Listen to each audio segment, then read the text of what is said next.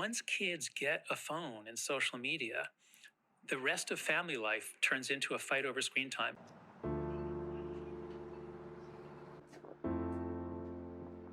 We don't want our daughter to be the only one who's left out. I'm facing this now with my 14-year-old daughter on Snapchat. So the tech companies put us in a bind, and then they're trying to blame us for what they did. A few companies, 3 or 4 companies, largely own childhood now. They have far more influence on our children than we do, at least in terms of the amount of time they can spend influencing. They vastly exceed the power of parents. And then they want to say, oh, but it's your fault. No, it's their fault.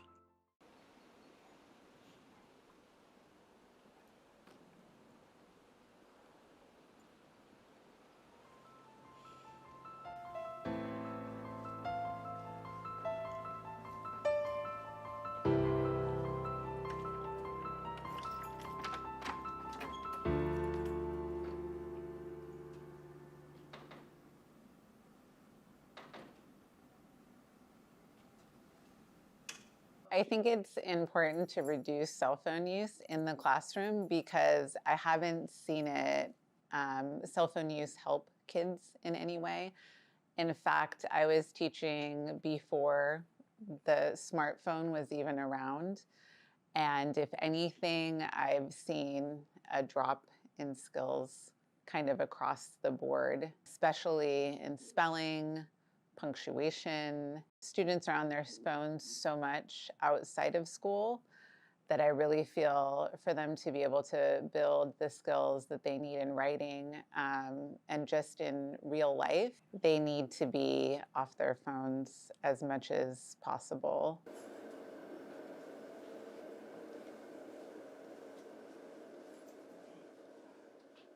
I think it's a problem for everyone, really. Like everyone who uses a phone. I don't think it's a problem that's unique to teenagers.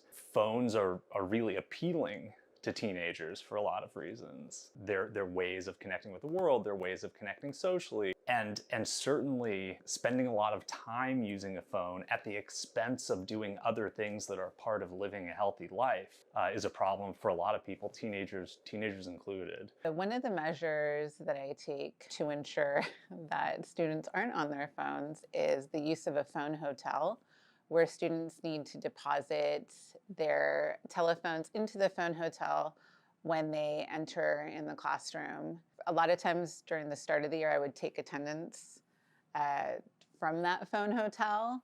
Unfortunately, that's fallen off a little bit, and I know that I need to go back to it because, for instance, today I had quite a few phones that were missing from the phone hotel. Excessive phone use as a form of a relationship, kind of like the relationships that we have to people, right? I believe a lot of the challenges that I see, and I've seen with teenagers in my life related to phone use, and a lot of the costs seem to be about everything that's lost. Kind of like I said before, everything that's lost or missed out on at the expense of focusing on that relationship with the phone as a thing.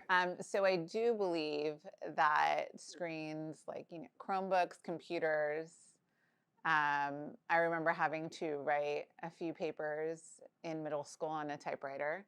So I can recognize that we've made great strides in terms of being able to write and edit things.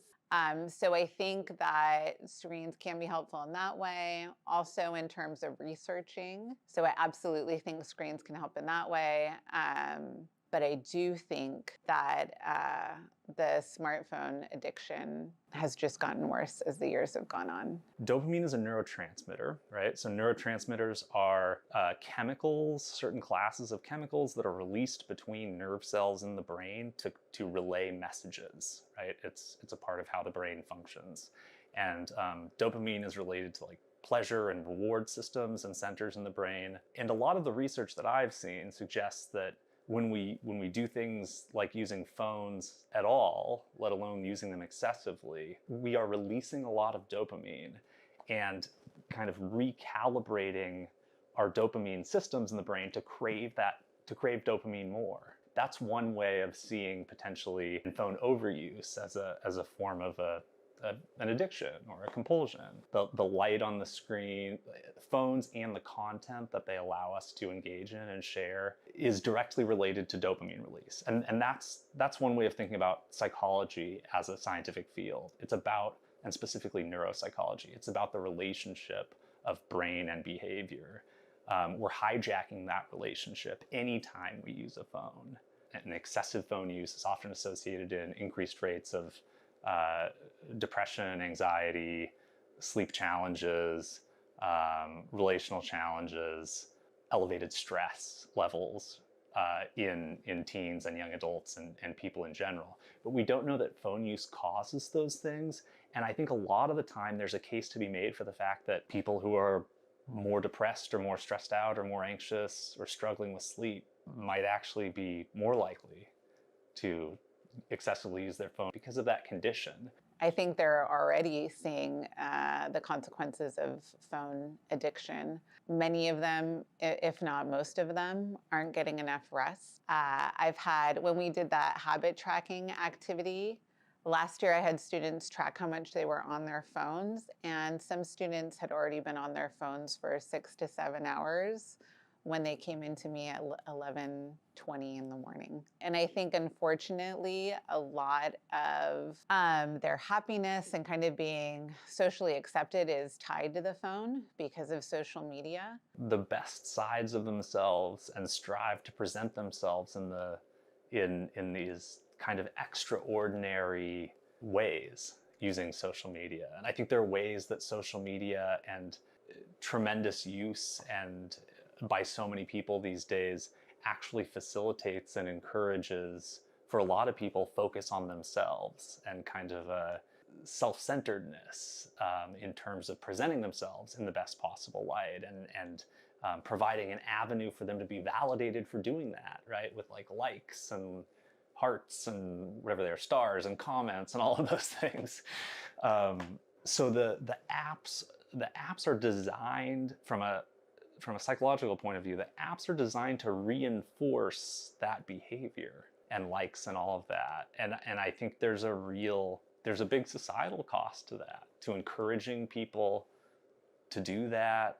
There's a cost for people who are consuming a lot of content that's other people showing off these best sides of their life or themselves in kind of an unrealistically extravagant way, and then maybe not feeling so good about themselves. There are huge costs to that, absolutely.